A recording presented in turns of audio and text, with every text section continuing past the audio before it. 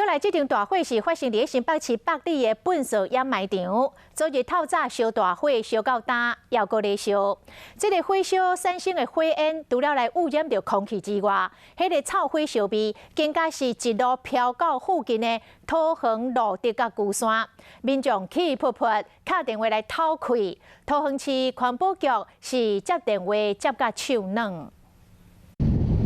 原本已经控制掉的火场，风吹过来，佫开始咧着火。这嘛已经烧超过50点钟，火嘛是烧甲真猛。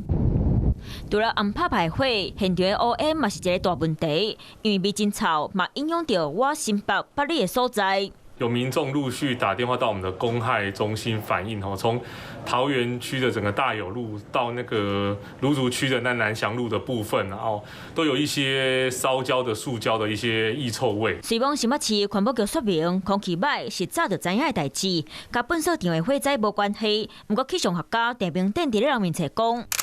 相片中的烟清楚看现现，却影响的所在嘛真大。虽望是临时放大型加固的所在，不过面积含卡球场白大，管道嘛有3层楼悬，就算泉水拍火，不过内底有高温翕条火，敢来等伊慢慢烧完。